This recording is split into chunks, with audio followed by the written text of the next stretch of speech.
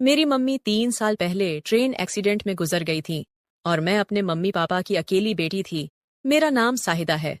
हम लोग काफी साल पहले हैदराबाद शिफ्ट हो गए थे। यहाँ हमारे 2-3 फैमिली फ्रेंड्स के अलावा और कोई रिश्तेदार नहीं था। बस हम तीनों अकेले रहते थे। मम्मी के बाद हम सिर्फ 2 रह गए थे। घर में ही पापा ने जनरल स्टोरी की दुकान खोली हुई थी, जिससे हमारी इनकम होती थी। मम्मी के जाने के बाद मुझे भी तन्हाई महसूस होती थी। सुबह मैं स्कूल चली जाती थी। काम वाली सुबह घर की सफाई वगैरह करके खाना तैयार करके चली जाती थी। स्कूल से वापसी पर हम दोनों बाप बेटी साथ खाना खाते थे। मम्मी की कमी बहुत महसूस होती थी। इसी तरह 1 साल गुजर गया। मैं सोचती कि अगर मुझे मम्मी की इतनी कमी महसूस होती है तो पापा का क्या हाल होता होगा। मैं जवान हो रही थी। मेरा शरीर लड़की से औरत बन रहा था। फिर एक रात को जो हुआ, उससे हम दोनों बाप बेटी की जिंदगी बदल गई। जुलाई की रात थी। बहुत तेज बारिश हो रही थी। बादल बहुत जोर जोर से गरज रहे थे। मैं अपने कमरे में सहमी हुई सोने की कोशिश कर रही थी, मगर डर के मारे नींद नहीं आ रही थी। अचानक से बादल बहुत जोर से गरजा तो मेरी चीज निकल गई और जल्दी से मैं पापा के रूम की तरफ भागी और पापा के बिल्कुल सामने जा खड़ी हुई। सब कुछ इतना जल्दी में हुआ कि मैं यह भी ना देख सकी कि मेरे पापा उस वक्त अपने बेड पर बिल्कुल गलत हालत में कुछ कर रहे थे। पापा को इस तरह देखा तो मेरे होश उड़ गए। मेरा मुंह खुला का खुला रह गया। मैंने बोला, सॉरी पापा, मैं डर गई थी, इसलिए जल्दी में दरवाजा बिना नॉक किए अंदर आ गई। इतनी देर में पापा ने अपने ऊपर बेडशीट डाल ली और घबराकर उठकर बेड पर बैठ गए और बोले, सॉरी बेटा कि तुमने मुझे इस तरह देख लिया। आ जाओ और यहाँ मेरे पास बैठ जाओ। जब बारिश रुक जाए तो चली जाना अपने रूम में। मैंने बोला, मैं अभी चली जाती हूँ पापा, आप डिस्टर्ब होंगे, आप कुछ कर रहे थे। लेकिन पापा ने जवाब देने की वजह मुझे हाथ पकड़कर अपने साथ बेड पर बिठा लिया। पापा, आपने कुछ नहीं पहना, मुझे शर्म आती है। ये कहते हुए मुझे खुद अपने बारे में याद आया कि मैं भी सिर्फ एक पतली टी शर्ट और शॉर्ट्स पहनी हुई थी। जल्दीबाजी में टी शर्ट के अंदर ब्रा भी पहनना भूल गई थी। एक तरफ पापा को मैं उसे हालत में देख चुकी थी और अब वह सिर्फ बेडशीट डाले बैठे थे, और दूसरी तरफ मैं भी उनके बराबर बैठी हुई थी। मेरी सांस फूल रही थी। मुझे उस रात पापा के बराबर बैठकर पहली दफा एहसास हुआ कि मैंने इतनी बड़ी होकर भी अभी तक कुछ नहीं किया था। एकदम कुंवारी थी। अचानक बारिश का शोर और ज्यादा हो गया और साथ ही बादल एक बार फिर बहुत जोर से गरजे। मैं डर के मारे एकदम पापा से लिपट गई। इस तरह लिपटने से पापा की बेडशीट हट गई। मैं कोई 10 सेकंड तक यूं ही लिपटी रही। तब मुझे पता चला कि मैं अपने पापा से लिपटी हुई हूं। मैंने घबराकर पापा से अलग होने की कोशिश की तो पापा ने मेरी कमर से खींचकर मुझे मजबूती से अपने साथ जकड़ लिया और बोले, जानू ऐसे ही बैठी रहो। पापा से लिपटी हुई। मेरा सर पापा के सीने पर था। पापा, ये आप क्या रहे हैं? मैंने बोला, आज तुम्हारी मम्मी की बहुत याद आ रही है। पापा ने जवाब दिया, जब मम्मी की याद आती है तो आप ऐसे करते हैं। बेटा, वह तुम्हारी माँ थी, लेकिन मेरी बीवी थी, और मियाँ बीवी का रिश्ता अलग तरह का होता है। मैं समझ ही नहीं पापा। मैंने बोला, बेटी, क्या तुम्हें नहीं पता मियाँ बीवी का क्या रिश्ता होता है? पापा ने पूछा। नहीं पापा। मैंने बोला, अब मैं तुम्हें कैसे बताऊं कि मियाँ बीवी में क्या रिश्ता होता है, और इसी रिश्ते की वजह से तुम पैदा हुई और आज तुम यहाँ मेरे साथ बैठी हो। मैंने पूछा, वह कैसे? पापा, मेरी समझ में अब भी नहीं आ रहा था। पापा बोले, शादी के बाद मियाँ अपनी बीवी के साथ कुछ करता है तो फिर 9 महीने बाद बच्चा पैदा होता है। मैं बोली, पापा अभी भी समझ नहीं आया। पापा बोले, अब इससे आगे मैं जो तुम्हें बताऊंगा उसके लिए तुम्हें भी मेरी तरह कपड़े उतारने पड़ेंगे। क्या तुम तैयार हो? मैं पापा की बात सुनकर पूरी तरह शर्मा गई और कुछ न बोल पाई। मैं कुछ समझ कर बोल पाती उससे पहले ही पापा ने मेरी टी शर्ट निकल दी। आज मेरे अपने पापा जो कुछ भी मेरे साथ करने जा रहे थे, ये मेरी जिंदगी का सबसे अनोखा तजुर्बा था। अब पापा अपनी बेटी के साथ वह करने जा रहे हैं जो पापा मेरी मम्मी के साथ करते थे, और पापा फुल मस्ती में थे। मेरी नजरें पापा की नजरों से मिली और मैंने शर्म से आंख बंद कर ली। आज मैं अपने ही सगे अब्बू से यह सब करवा रही हूँ। हम दोनों बाप बेटी कुछ देर तक लिपटे रहे। फिर पापा ने मुझे रात भर प्यार किया। कुंवारी होने की वजह से पहले मुझे बहुत दर्द हुआ। मैं बहुत रोई और चिल्लाई, लेकिन धीरे धीरे पापा के प्यार करते रहने से मैं ठीक होने लगी। दर्द अब बिल्कुल खत्म हो गया था और उसकी जगह अब मुझे इतना मजा आ रहा था कि मैं बता नहीं सकती। पसीने में हम दोनों नहा चुके थे। तो दोस्तों, यह थी मेरी कहानी। अगर आपको पसंद आई हो तो लाइक कर दीजिए, दोस्तों से शेयर करना ना भूलें। मेरा 20 साल का नौकर रामू हमेशा मेरे आगे पीछे घूमता रहता था। मैंने उसे छोटा समझा था, लेकिन एक दिन उसने मुझसे कहा, मालकिन, मुझे छोटा समझने की गलती मत कीजिए। उस रात जब मैंने उसे देखा तो मैं आश्चर्यचकित हो गई थी, क्योंकि उस रात रामू ने 20 साल के लड़के की तरह नहीं, बल्कि 30 साल के आदमी की तरह मेरा। हेलो दोस्तों, आज की इस अनोखी कहानी में आप सभी का स्वागत है। जब से रामू मेरे पास सोने लगा था, तब से मेरे शरीर में बदलाव आने लगे थे। मुझे लगा था कि रामू छोटा है और उसे कुछ समझ नहीं आता होगा, लेकिन धीरे धीरे उसके असली रंग मुझे दिखने लगे। मैंने कभी सोचा भी नहीं था कि 20 साल का लड़का मेरी तरह की 40 साल की महिला को इतना सुख दे सकता है।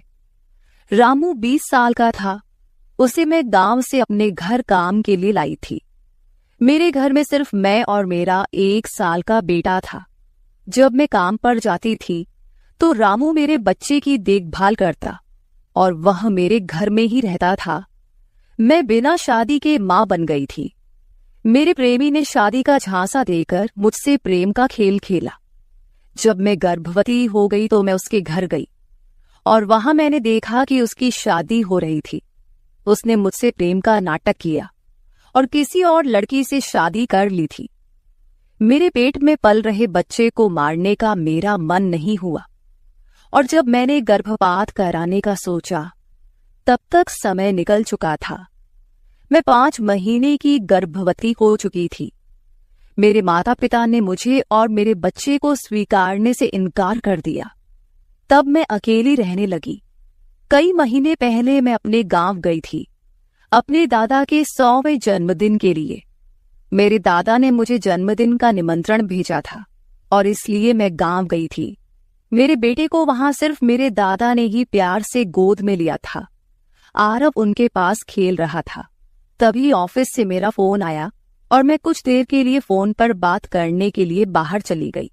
जब मैं वापस आई तो मेरा आरव दादा के पास नहीं, बल्कि घर के एक नौकर के पास था। मैंने देखा कि आरव उस नौकर के पास अच्छे से खेल रहा था। मैंने अपने बच्चे को उस नौकर से लिया और वहां से जाने लगी। तभी उस नौकर ने मुझे रोका। वह कहने लगा, मालकिन, मुझे थोड़ी मदद चाहिए। मुझे पैसे की नहीं बल्कि काम की जरूरत है। उसने अपना परिचय दिया और कहा, मैं रामू हूं। मैं इस घर में गाय भैंस के गौशाले की सफाई का काम करता था, लेकिन अब बड़े साहब गाय भैंस बेचने की बात कर रहे हैं। अगर आपके पास कोई काम हो तो दीजिए। मुझे काम की बहुत जरूरत है। मेरे माता पिता भी मजदूरी करते हैं। मुझे काम की बहुत जरूरत है। तब मैंने कहा, मेरे बच्चे की देखभाल का काम है, लेकिन इसके लिए तुम्हें शहर चलना होगा। इस काम के लिए मैं तुम्हें 5,000 रुपये महीना दूंगी। रामू मेरे साथ शहर आने के लिए तैयार हो गया। आरव उसके साथ अच्छे से रहता था और यह देखकर मैंने रामू को अपने घर लाने का फैसला किया। रामू तब से मेरे घर में ही रहने लगा। उसने कहा कि हर 4 महीने बाद जब थोड़े पैसे जमा हो जाएंगे, तब वह अपने गांव जाएगा। रामू दिन भर मेरे बच्चे की अच्छे से देखभाल करता और घर के कामों में भी मेरी मदद करता। रामू को घर आए 1 महीना हो चुका था और इस 1 महीने में उसने मेरा दिल जीत लिया था। उसकी देखभाल से मेरे बेटे की सेहत भी सुधर गई थी। जो आरव मुझे परेशान करता था, अब वह रामू के हाथों से अच्छे से खाना खाता था। मैंने रामू को एक अलग कमरा दिया था। एक दिन रात में आरव बहुत रोने लगा। किसी भी तरह से वह शांत नहीं हो रहा था। बच्चे के रोने की आवाज सुनकर रामू मेरे कमरे में आया और उसने आरव को मुझसे ले लिया। रामू के पास जाते ही आरव शांत हो गया था। रात बहुत हो चुकी थी। आरव रामू को छोड़ नहीं रहा था, तो मैंने रामू को अपने कमरे में ही सोने के लिए कह दिया। सुबह जब मैं उठी तो आरव रामू से लिपटकर सो रहा था। उस रात के बाद से रामू आरव के लिए मेरे कमरे में सोने लगा। रामू के आने के बाद सब कुछ अच्छे से चल रहा था। रामू के काम से खुश होकर छुट्टी के दिन मैं उसे मॉल लेकर गई। वहां मैंने उसके लिए अच्छे कपड़े खरीदे और सैलून में जाकर उसकी नई हेयर स्टाइल बनवाई। रामू देखने में अच्छा था, लेकिन वह एकदम साधारण तरीके से रहता था। उस दिन मैंने उसका पूरा लुक ही बदल दिया था। उसे नए अंदाज में देखकर मैं भी उस पर विश्वास नहीं कर पा रही थी। कल तक जो एक साधारण सा नौकर था, वह इतना हैंडसम और स्मार्ट दिख सकता है, इसकी मैंने कल्पना भी नहीं की थी। मॉल से हम घर आए तो आरव आते ही सो गया था। मैंने उसे कमरे में बिस्तर पर सुला दिया और पानी पीने के लिए बाहर जाने लगी। तभी रामू मेरे लिए पानी लेकर आया। पानी पीकर मैंने गिलास रखा और रामू मुझे तब से ही एकटक देख रहा था। जैसे ही मैंने गिलास रखा, उसने मुझे गले लगा लिया। कई सालों बाद किसी पुरुष ने मुझे गले लगाया था। मैंने उसे खुद से दूर किया। तब रामू ने कहा, मालकिन, आपकी वजह से आज पहली बार मैंने खुद से प्यार करना सीखा है। जिंदगी बहुत खूबसूरत है, बस इसे जीना आना चाहिए। आज आपने मेरा कायाकल्प करवा कर मुझ पर बहुत बड़ा उपकार किया है। मैं सच में बहुत अच्छा दिख रहा हूँ। रामू के चेहरे पर खुशी देखकर मैं भी खुश थी। अगले दिन से वह बहुत स्वच्छ और सलीके से रहने लगा था। वह 20 साल का था, लेकिन गांव का लड़का होने के कारण उसकी कद काठी अच्छी थी। वह घर में भी रोजाना कसरत करता था। उसकी लंबाई भी ठीक ठाक थी। मैंने उससे उसकी पढ़ाई के बारे में पूछा था, लेकिन उसने कहा कि अब उसका पढ़ाई से मन उठ गया है। हर सुबह ऑफिस जाने से पहले मैं अपने बच्चे को दुलार कर ऑफिस के लिए निकलती थी। आज जब मैं ऑफिस के लिए निकलने से पहले आरव को चूमने गई, तब वह रामू की गोद में था। अचानक आरव ने अपनी गर्दन घुमाई और मेरे होंठ रामू के गाल पर जा लगे। मुझे बहुत शर्मिंदगी महसूस हुई। मैंने उससे माफी मांगी और ऑफिस के लिए निकल गई। शाम को जब मैं घर आई, तब भी मैं रामू की आंखों में नजर नहीं मिला पा रही थी। रामू ने आरव को खाना खिलाकर सुला दिया था। फिर हम दोनों ने साथ में खाना खाया। खाना खत्म करने के बाद मैं अपने कमरे में गई। वहां मैं अपनी दवाइयां ले रही थी। मुझे माइग्रेन की समस्या थी, उसी की दवा मैं ले रही थी। दवा लेने के बाद भी मेरा सिर बहुत दर्द कर रहा था। मैं अपने कमरे में सिर पकड़कर बैठी हुई थी। कुछ देर बाद रामू कमरे में आया। मुझे इस हाल में देखकर उसने पूछा कि क्या हुआ। जैसे ही उसे पता चला कि मेरा सिर दर्द कर रहा है, उसने मेरे सिर की मालिश शुरू कर दी। रामू की मालिश से मुझे आराम मिल रहा था। धीरे धीरे मुझे गहरी नींद आने लगी। उस रात मुझे बहुत अच्छी नींद आई थी। अगले दिन हमारे ऑफिस में ट्रेडिशनल डे का फंक्शन था और इसके लिए मैंने गुजराती लुक अपनाने का फैसला किया। मैंने घाघरा पहन लिया था, लेकिन स्कर्ट का नॉट बांधने में मुझे दिक्कत हो रही थी। तब मैंने रामू को कमरे में बुलाया और उससे नॉट बांधने को कहा। नॉट बांधते समय उसका हाथ मेरी खुली पीठ पर से गुजर रहा था। मैंने उसे छोटा समझा था, इसलिए मैंने उसे यह काम करने के लिए कहा था। मेरे पास और कोई विकल्प भी नहीं था। तैयार होकर जब मैं जाने लगी तो रामू ने मुझे रोका और अंदर से काजल लेकर आया। उसने मेरे कान के पीछे काजल लगाया और कहा, मालकिन, अब आपको किसी की नजर नहीं लगेगी। आप बहुत सुंदर लग रही हैं। उसकी बात सुनकर मैं हंसी और चलने लगी। उस दिन शाम को जब मैं घर आई तो मेरे साथ मेरी एक सहेली और उसका प्रेमी भी आया। रामू ने आज बहुत अच्छा खाना बनाया था। मेरी सहेली प्रिया 4-5 दिन मेरे घर रुकने वाली थी। अगले 3 दिन उसका प्रेमी भी मेरे घर पर था। अगले दिन रात को रामू ने खाना बनाया और प्रिया और उसके प्रेमी को खाने के लिए बुलाया, लेकिन वे दोनों कमरे में ही ड्रिंक कर रहे थे। प्रिया तो बहुत ज्यादा पी चुकी थी। वह खाना खाए बिना ही सो गई। उसका प्रेमी रोहन हमारे साथ खाना खाने बैठा।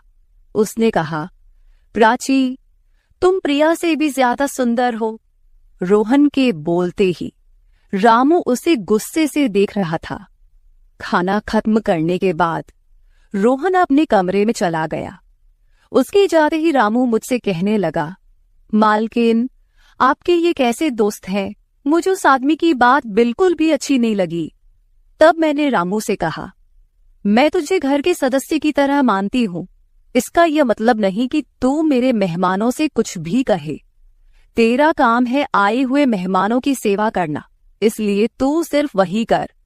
बाकी मुझे कुछ सिखाने की जरूरत नहीं। रामू को डांट कर मैं अपने कमरे में चली गई। मैंने उसे डांट दिया था, फिर भी वह मेरे लिए पानी लेकर आया। तब मैंने अपनी दवा ली और पानी पीकर सो गई। आज रामू मेरे कमरे में सोने नहीं आया था, ऐसा मुझे लगा। लेकिन सुबह जब मेरी आंख खुली तो मैंने उसे अपने बगल में पाया। सुबह मेरी आंख खुली तो मेरे सामने प्रिया थी। वह बहुत गुस्से में लग रही थी। रामू को मेरे सामने लाया गया। उसके हाथ में प्रिया की ओढ़नी बंधी हुई थी। प्रिया ने कहा, तुम्हारे इस देहाती नौकर ने मेरे प्रेमी का हाथ तोड़ दिया है। रामू बस सिर हिलाता रहा और बोला, मालकिन, मैंने कुछ भी नहीं किया। रात को रोहन साहब नशे में थे, तभी उनका संतुलन बिगड़ गया होगा और वे गिर गए होंगे। रामू भला रोहन साहब पर हाथ क्यों उठाएगा? प्रिया अब भी नशे में लग रही थी, ऐसा मुझे लगा। रामू ने मेरे लिए उन दोनों से माफी मांगी। प्रिया और रोहन तभी वहां से चले गए। रामू मुझसे भी माफी मांगने लगा। मुझे पता था कि उसने कुछ नहीं किया था। आज मैंने छुट्टी ली थी क्योंकि कई दिनों से मैं बहुत व्यस्त थी। आज सोचा कि खुद के लिए थोड़ा समय निकालूं। नाश्ता करने के बाद मैं फिर से 1 घंटे के लिए सो गई। आरव भी मेरे साथ सो गया था। उठने के बाद मुझे 1 कप चाय की जरूरत महसूस हुई।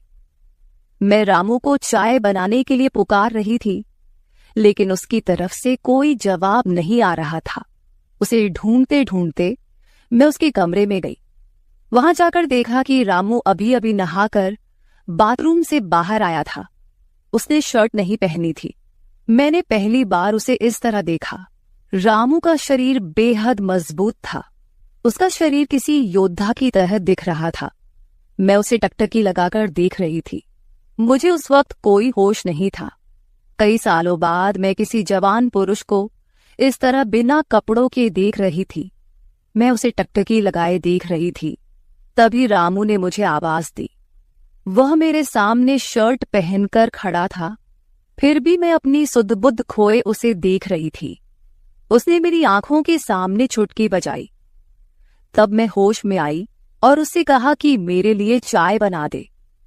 आज घर में ही थोड़ा खुद का स्किन केयर करने का सोचा, इसलिए दोपहर के समय मैं अपने कमरे में अपना पार्लर चलाने लगी। उस समय मैंने शॉर्ट्स और गाउन पहन रखा था और मैं अपने पैरों का वैक्सिंग कर रही थी। वैक्सिंग करते समय गलती से मैंने थोड़ा ज्यादा गर्म वैक्स अपने पैर पर लगा लिया, जिससे जलन हुई और मेरे मुंह से तेज आवाज निकल गई। मेरी आवाज सुनकर रामू दौड़ता हुआ मेरे कमरे में आया। उसने मेरे जले हुए पैर को देखा। उसने मेरे पैर से गर्म वैक्स हटाया और वहां क्रीम लगा दी। उसके हाथ बार बार मेरे पैर पर अनजाने में फिर रहे थे और उस वक्त मेरे मन में जो भावनाएं उत्पन्न हो रही थीं, उन्हें व्यक्त करना मेरे लिए मुश्किल हो रहा था। रामू की नजर मुझ पर पड़ते ही मैं दर्द से कराह उठी।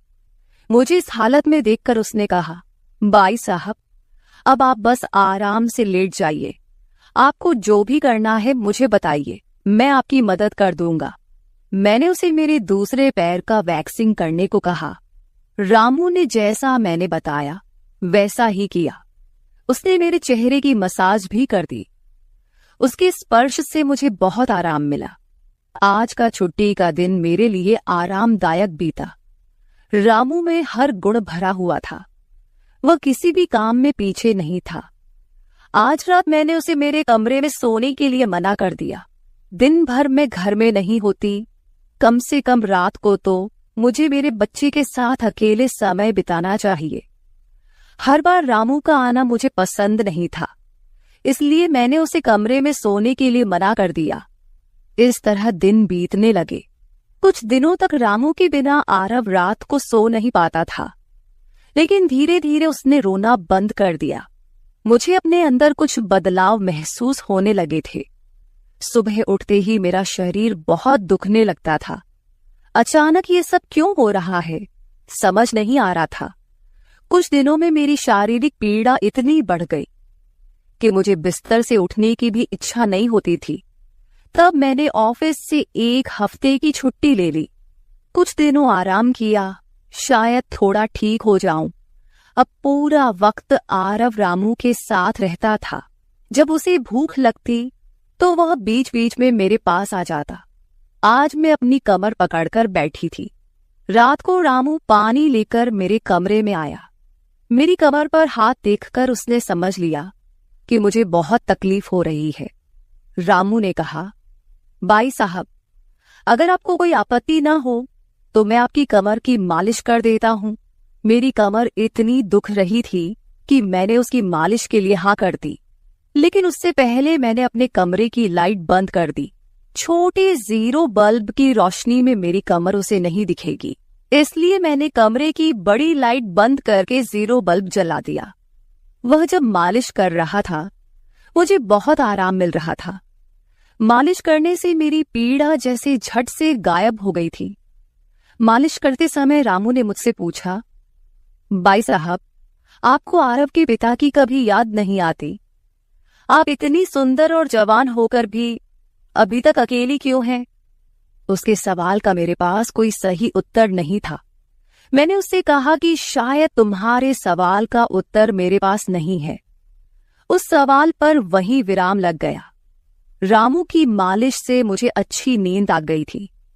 अगले 2 दिन बाद वह तारीख थी जब मैंने अपने प्रेमी से मुलाकात की थी।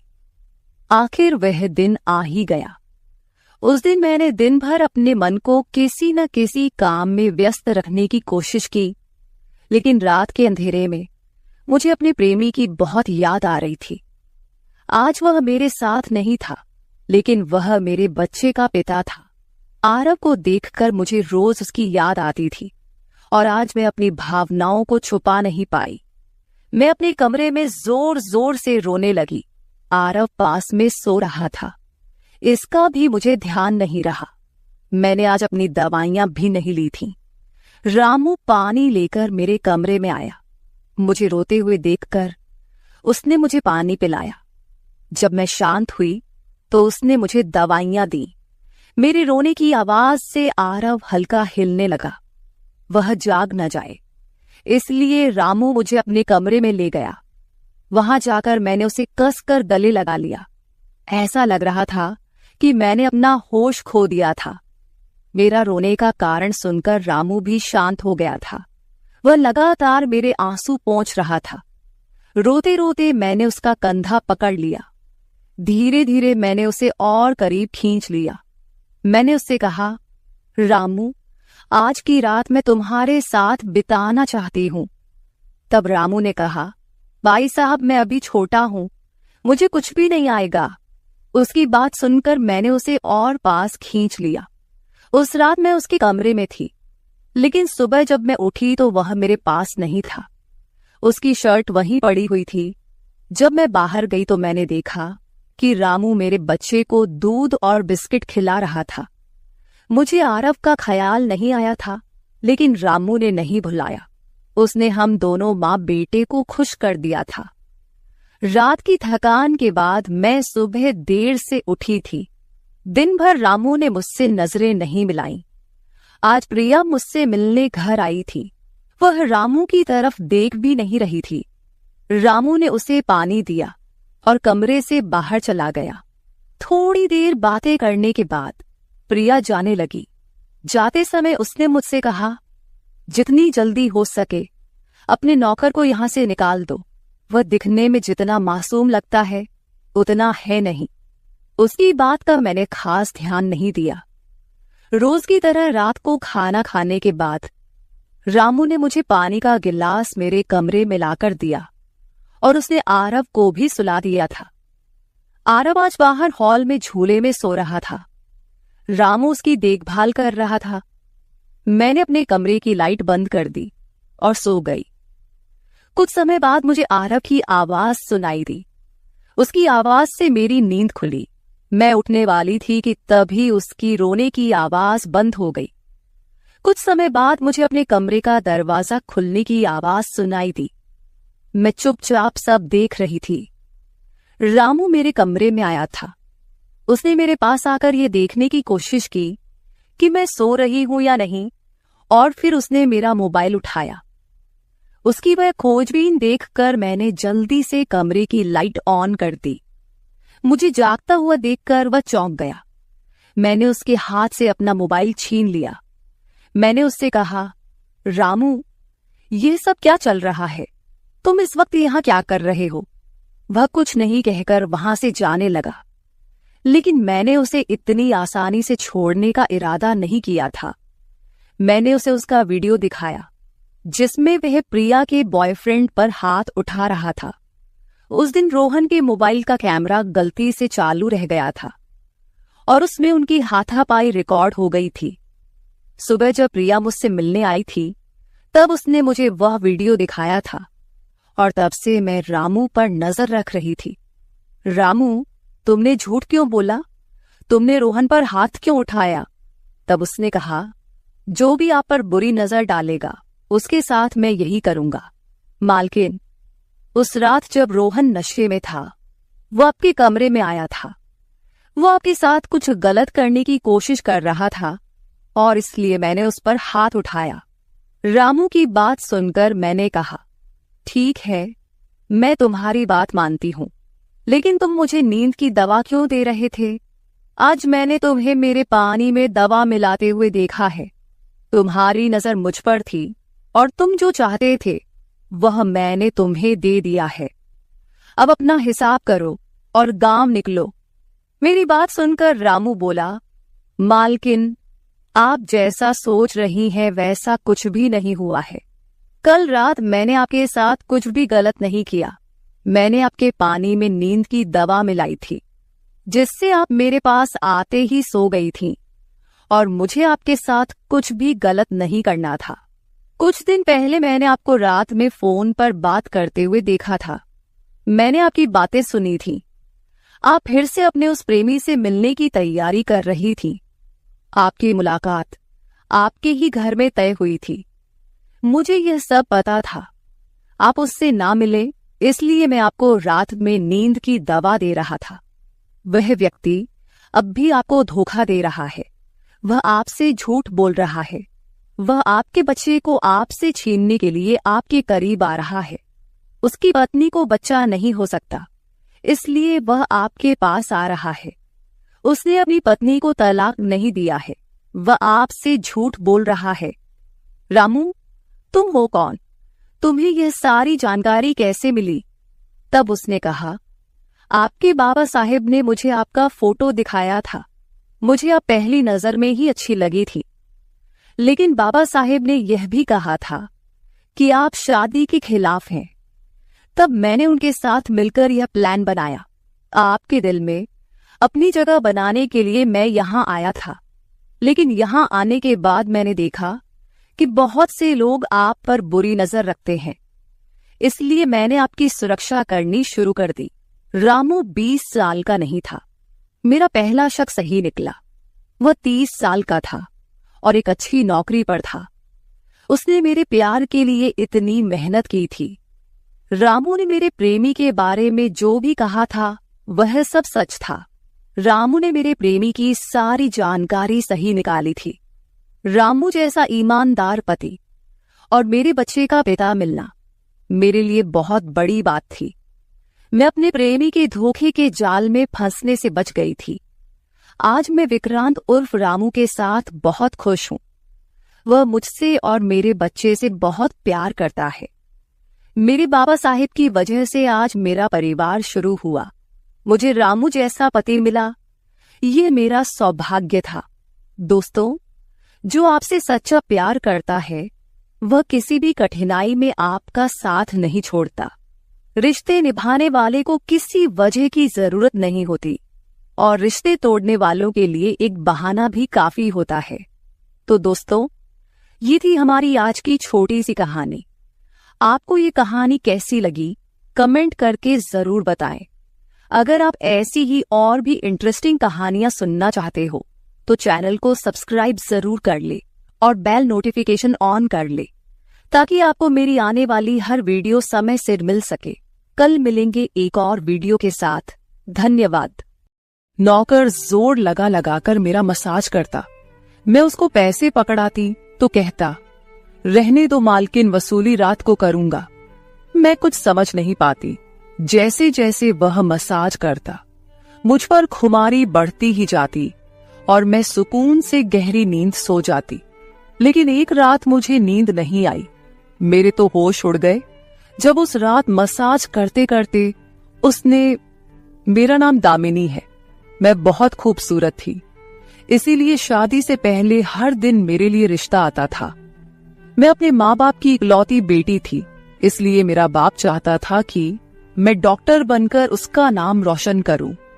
मगर जब मेरे लिए इतने अच्छे रिश्ते आते थे तो मेरी माँ मुझे कहती कि तुम अपनी पढ़ाई छोड़ दो ताकि मैं तुम्हारी शादी कर दूं। मगर मैं अपनी माँ से कहती थी कि मुझे तो डॉक्टर बनना है।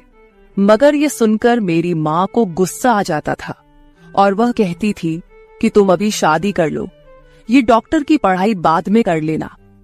मगर मेरा बाप नहीं मानता था, इसलिए मेरी माँ एक बुजुर्ग बाबा के पास गई और उनसे कहा कि मैं अपनी बेटी की शादी करना चाहती हूँ। मगर उसका बाप नहीं मान रहा। कोई ऐसा ताबीज दो कि उसका बाप शादी के लिए फौरन मान जाए। उस बुजुर्ग ने मेरी माँ से 2000 रुपए लिए और ऐसा ताबीज दिया कि मेरा बाप मेरी शादी के लिए फौरन मान गया। ये रिश्ता दरअसल मेरे बाप के दोस्त ने अपने बेटे के लिए मांगा था और कहा कि आपकी बेटी शादी के बाद भी डॉक्टर बन सकती है। ये सुनकर मेरे बाप ने उससे शादी के लिए फौरन हाँ कह दिया और मैं विदा होकर अपने ससुराल आ गई। मेरे ससुराल वाले बहुत अमीर थे, इसलिए मैं और मेरे पति अलग घर में रहते थे। मेरा पति अपने बाप का बिजनेस संभालता था, इसलिए वह सुबह से शाम तक बिजी रहता था। मैं उसके घर गई तो वहां का ऐशो आराम देखकर मैं चौंक गई। मेरे पति ने मेरी सेवा के लिए कई नौकरानियां रखी हुई थी, मगर उसका एक नौकर धीरे धीरे मेरे करीब आने लगा। उस नौकर ने मुझसे कहा कि मैं यहाँ काफी सालों से काम कर रहा हूँ और आपके ससुराल वाले मुझे बिल्कुल घर के मेंबर की तरह ही समझते हैं। ये सुनकर मैंने भी उसे खास अहमियत देना शुरू कर दी। वह एक दिन मेरे कमरे में आ गया। मैं अभी तक बिस्तर में लेटी हुई थी। उसने मुझे थका थका देखा तो कहने लगा कि आप लेटे रहो, थक गई होगी। अगर आपको ऐतराज ना हो तो मैं आपके पैर दबा दूं। यह सुनकर मैं चौंक गई। मैं खूबसूरत थी, जवान थी, लेकिन मुझे मेरे पति के अलावा किसी मर्द ने नहीं छुआ था और ना ही मैंने किसी नौकर से कभी अपने पैर दबवाए थे। इसलिए मैंने फौरन मना कर दिया, क्योंकि मुझे अच्छा नहीं लगता कि कोई पराया मुझे छुए। यह सुनकर वह चुप हो गया और मेरे कमरे से चला गया। तभी मुझे एहसास हुआ कि मैंने उसकी बात का जवाब बहुत सख्ती से दिया था। शायद वह पहले भी मेरे ससुराल में ऐसे काम करता होगा, मगर मैंने साफ इनकार करके उसका दिल तोड़ दिया था। दरअसल मैं बहुत नरम दिल थी, इसलिए मुझे बाद में अफसोस होने लगा।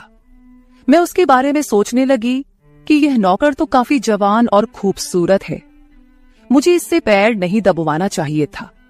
शायद मेरे पति को यह बात अच्छी न लगे। अगले दिन भी ऐसा हुआ। नौकर ने यही बात मुझे दोबारा कहा। मैं उस दिन बहुत थकी हुई थी, इसलिए मैंने अपने पैर बिस्तर से नीचे कर लिए और उससे कहा कि तुम मेरे पैर दबा दो। यह सुनकर वह खुश हो गया और उसने मेरे पैर दबाने शुरू कर दिए। वह इतने धीरे धीरे पैर दबा रहा था कि मुझे फिर से नींद आने लगी। ये देखकर वह नौकर कहने लगा, मालकिन, आपको नींद आ रही है, आप बिस्तर पर लेट जाओ। मैं आपके पैर दबाता रहूंगा। मैं जैसे मदहोशी में थी, इसलिए फौरन बिस्तर पर लेट गई। वह नौकर बिस्तर पर आ गया और मेरे पैर दबाने लगा। उसके बाद मुझे होश नहीं रहा और मैं सो गई। मुझे नहीं पता था कि मैं कितने घंटे सोती रही।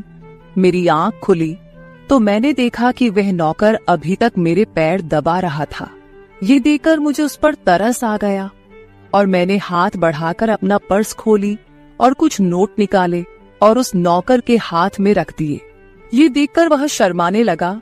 मालकिन, आप मुझे पैसे देकर शर्मिंदा कर रही है।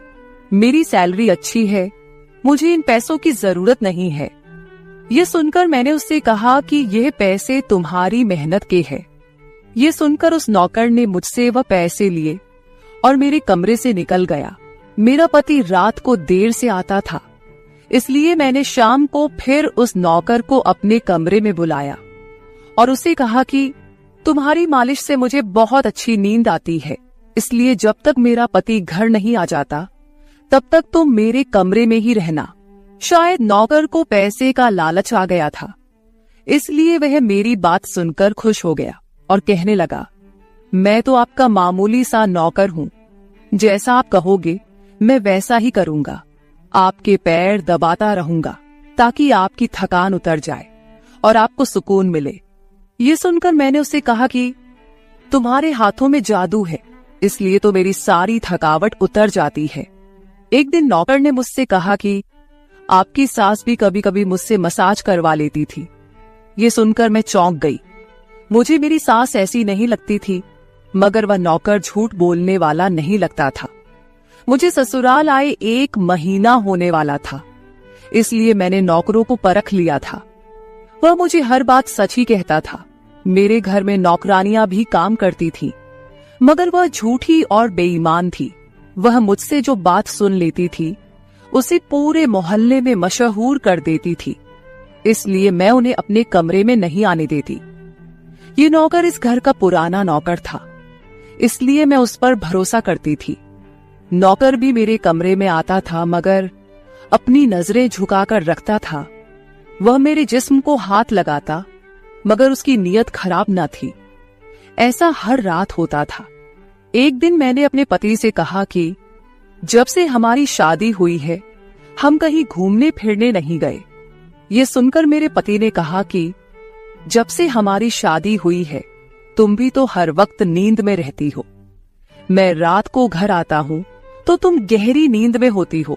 दिन को मेरे पास वक्त नहीं होता और रात को मेरे घर आने से पहले तुम सो जाती हो। ये सुनकर मैं अपने दिल में सोचने लगी कि यह सब नौकर की मालिश की वजह से हो रहा था। मेरे पति की शिकायत सही थी। मुझे रोज रात को अपने पति के लिए जागना चाहिए था। उस दिन मैंने फैसला किया कि आज रात जब नौकर मुझे मालिश के लिए कहेगा तो मैं इनकार करूंगी, ताकि मुझे नींद ना आए और मैं अपने पति के आने तक जागती रहूं। शाम हुई तो मैंने नहाकर खुद को खूब तैयार किया और दुल्हन बनकर बिस्तर पर बैठ गई। नौकर मेरे कमरे में आया तो उसने मुझे मालिश के लिए पूछा, मगर मैंने साफ इनकार कर दिया। मेरी बात सुनकर वह कुछ उदास हो गया और वापस चला गया। कुछ देर बाद नौकर मेरे कमरे में आया तो उसके हाथ में दूध का गिलास था। मैंने खाना नहीं खाया था, इसलिए फौरन दूध पी ली और अपने पति का इंतजार करने लगी, मगर मुझे नींद आ गई और मैं सो गई। सुबह में जागी तो नौकर फौरन मेरे कमरे में आया और कहने लगा, मालकिन आपके लिए नाश्ता लेकर आऊं। ये सुनकर मैंने अपने पति के बिस्तर की तरफ देखा, वह खाली था। ये देखकर नौकर कहने लगा, मालिक को जरूरी काम था, वह नाश्ता करके चले गए। ये सुनकर मेरा मूड खराब हो गया। मैं रात भर उसका इंतजार करती रही, मगर वह सुबह होते ही ऑफिस चला गया। मैंने नौकर से कहा कि मेरे लिए चाय ले आओ। नौकर कमरे से बाहर निकल गया।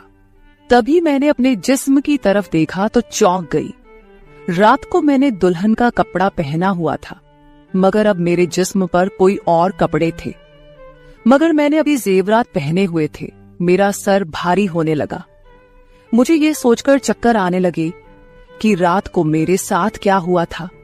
और मेरे कमरे में कौन था और उसने मेरे साथ क्या किया था, मगर मुझे कुछ याद ना आया। मेरा दिल घबराने लगा और मैंने अपना सर पकड़ लिया। मेरा पूरा जिस्म दर्द कर रहा था, इसलिए नौकर चाय लेकर आया तो मैंने उससे कहा कि मेरा जिस्म दबा दो। यह सुनकर वह बिस्तर पर आ गया और मुझे दबाने लगा। उस दिन मैं देर तक बिस्तर पर पड़ी रही। उस दिन मेरे पति अचानक घर आ गए। मैंने उसे देखा तो उस पर बरस पड़ी। मैं रात को तुम्हारे लिए दुल्हन बनकर जागती रही, मगर तुम नहीं आए। ये सुनकर मेरे पति कहने लगे, मैं रात को कमरे में आया तो तुम गहरी नींद में थी, इसलिए मैंने तुम्हें नहीं जगाया। ये सुनकर मैं चौंक गई, मगर मेरे कपड़े किसने बदली किए और नींद पूरी होने के बावजूद मेरा जिस्म क्यों दर्द कर रहा है। मैं उलझ गई थी। मेरे पति कहने लगे, अच्छा ठीक है, मूड खराब करने की जरूरत नहीं है। मुझे आज रात एक काम के सिलसिले में बाहर जाना है, इसलिए देर हो जाएगी, मगर अभी मेरे पास 3-4 घंटा फ्री है। अगर तुम कहो तो हम अभी कहीं बाहर जा सकते हैं। ये सुनकर मेरा मूड खुद ब खुद ठीक हो गया और मैं सारी रात वाली बातों को भूलकर खुश हो गई। शादी के बाद यह पहला मौका था कि मैं अपने पति के साथ कहीं बाहर जा रही थी। मैं जल्दी जल्दी तैयार होने लगी, जबकि मेरा पति गाड़ी में बैठकर मेरा इंतजार करने लगा। उस वक्त नौकर मेरे कमरे में आ गया और मुझसे पूछा, मालकिन आप कहीं जा रही हैं क्या? ये सुनकर मैंने उससे कहा कि हाँ, मगर तुम क्यों पूछ रहे हो? ये सुनकर नौकर कहने लगा, मैं आपका नौकर हूं, मगर आपको यही सलाह दूंगा कि आप बाहर नहीं जाओ, क्योंकि आपका जिस्म थक जाएगा। ये सुनकर मुझे गुस्सा आ गया और मैंने उससे कहा कि तुम मेरे नौकर हो, मेरे पति बनने की कोशिश मत करो। ये कहकर मैं बाहर चली गई। न जाने मुझे किस बात पर गुस्सा आ गया था। मैंने उस नौकर को खूब खरी खरी सुना दी। वह भी अपनी औकात जान गया था। तभी तो मैं जब घर आई तो वह मेरे सामने नहीं आया। मेरे पति मुझे गेट पर उतारकर वापस बाहर जा चुके थे। जबकि मैं अंदर आई तो मेरा सारा जिस्म बुरी तरह दुख रहा था। शायद मेरे जिस्म को मालिश की आदत हो गई थी। तभी तो रात होते ही वह मालिश के लिए तड़पने लगता था, लेकिन मैंने उस नौकर को नाराज कर दिया था, इसलिए आज वह मेरी मालिश करने नहीं आया। मगर मुझे उसकी जरूरत थी, इसलिए मैंने एक नौकरानी को बुलाया और उस नौकर को बुलाने को कहा। थोड़ी देर गुजरी थी कि वह नौकर मेरे कमरे में आ गया, मेरे बिस्तर पर बैठ गया और चुपचाप मेरे पैरों को दबाने लगा। ये देखकर मुझे शर्मिंदगी हुई। मैंने उसे इतना बुरा भला कहा, मगर उसने मेरी बात को बिल्कुल बुरा नहीं माना। मैंने उसे चुप देखा तो कहने लगी, मुझे उस वक्त पता नहीं क्या हो गया था, इसलिए मैंने तुम्हें खरी खरी सुनाई। मैं इतने दिनों के बाद अपने पति के साथ कहीं बाहर जा रही थी, इसलिए मुझे तुम्हारा टोकना अच्छा नहीं लगा, इसीलिए मुझे माफ कर दो। मैं उसकी मालकिन थी और उसे इस काम के पैसे देती थी, मगर अब भी मुझ में इंसानियत जिंदा थी, इसलिए मैंने मालिक होकर भी नौकर से माफी मांग ली, क्योंकि वह भले ही नौकर था, मगर वह एक इंसान भी तो था। मेरी बात सुनकर वह नौकर कहने लगा, मैं आपका नौकर हूं, इस काम के लिए मैं आपसे सैलरी लेता हूं, इसलिए आपको हक है, आप जो चाहे मुझे कह दे। ये सुनकर मैं चुप हो गई, मगर मैंने सोच लिया था कि आइंदा इससे ऐसा कुछ नहीं कहूंगी। वह उस रात देर तक मेरी मालिश करता रहा और फिर मुझे नींद आ गई। मुझे नहीं पता था कि नौकर मेरे कमरे से कब निकला और कब मेरे पति घर पर आए। मैं सुबह उठी तो मेरा पति बाथरूम में था और बाहर जाने के लिए तैयार हो रहा था। मैं उसे हैरानी से देखने लगी। पता नहीं आजकल मुझे क्या हो रहा था। नौकर की मालिश से मुझे इतनी गहरी नींद आती कि मुझे किसी बात का होश ना रहता था। मुझे इस बात का भी पता नहीं चलता था कि मेरा पति कब कमरे में आता था। मैं सोचने लगी कि इस नौकर की मालिश में ऐसा क्या जादू था कि वह मेरे पति के आने से पहले ही मेरी मालिश करता, तो मैं अचानक गहरी नींद में सो जाती थी। सुबह जब मैं उठती तो मेरा सर भारी महसूस होता और मैं चलने फिरने के काबिल नहीं रहती। मगर यह बात मैंने अपने पति को नहीं बताई, क्योंकि मैं नहीं चाहती थी कि ये बात मेरे पति को पता चले कि मैं उस नौकर से मसाज करवाती थी। एक दिन मेरा पति दिन के वक्त घर पर ही रहा। मैंने नौकर से घर के सारे काम करवाए, अपने कमरे में नहीं आने दिया। नौकर भी घर के सारे काम करता रहा और मसाज वाली बात किसी के सामने अपने मुंह से नहीं निकाली। मैं भी चाहती थी कि यह बात किसी को पता ना चले। इस दौरान जब मेरा पति घर से बाहर जाता था, मैं उस नौकर को कमरे में बुला लेती थी। मगर एक दिन मेरा पति अचानक ही घर आ गया और मैं कमरे में थी। यह देखकर मैं बहुत घबरा गई और सोचा कि पति के आने से पहले नौकर को भगा दूं। मगर यह नौकर भी बड़ा समझदार था। मेरे पति के आने से पहले दूसरे काम पर लग गया और मेरे पति को कुछ पता नहीं चला। मैं मसाज घर की नौकरानियों से भी करवा सकती थी, मगर उस नौकर के हाथ में क्या जादू था कि मैं उसे हर रोज अपने कमरे में बुला लेती थी। मुझे पता नहीं क्या हो जा रहा था। जिस रात मैं नौकर से मसाज नहीं करवाती थी, उस रात मेरे पूरे जिस्म में दर्द हो जाता था। सुबह में जागती तो मेरा सर भारी हो जाता था और मुझे थकान भी हो जाती थी। एक रात मैंने नौकर से मालिश करवाई और गहरी नींद सो गई। सुबह मेरी आंख खुली तो फिर से मेरे कपड़े चेंज हो चुके थे। ये क्या माजरा था? ऐसा कौन करता था? क्या मेरा पति मेरे साथ ऐसा कर रहा था? मैं सोच में पड़ गई। मैंने शीशे के सामने जाकर देखा तो चौंक गई। मेरे पूरे जिस्म पर लाल निशान पड़ गए थे। यह कैसे निशान थे? मैं अपने जिस्म पर हाथ फेरने लगी। मैं जैसे उस निशान को मिटाना चाहती थी, मगर ऐसा न हुआ। अगले दिन फिर मैंने अपने जिस्म को देखा कि निशान खत्म होने के बजाय फैलने लगे थे। मैं घबरा गई। तभी मेरे कमरे में नौकर आ गया और उसने मुझे मालिश को कहा। मैं उस निशान को छुपाना चाहती थी, इसलिए उसे कहा कि आज तुम सिर्फ मेरे पैर दबा दो। उसने मुझसे कुछ नहीं पूछा, मगर मैं अंदर ही अंदर डर रही थी। किसी दिन मेरे पति ने यह निशान देख लिए तो मैं उसे क्या जवाब दूंगी। मैं ये सोच सोचकर थक चुकी थी, इसलिए मैंने तकिए पर पैर रख दिए। नौकर मेरा मसाज करने लगा। मेरी आंखें नींद से बंद होने लगी थी।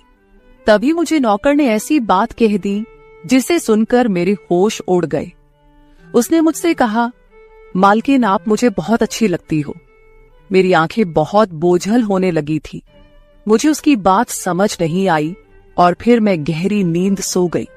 सुबह मेरी आंख खुली तो मेरा पति भी बिस्तर में लेटा हुआ था।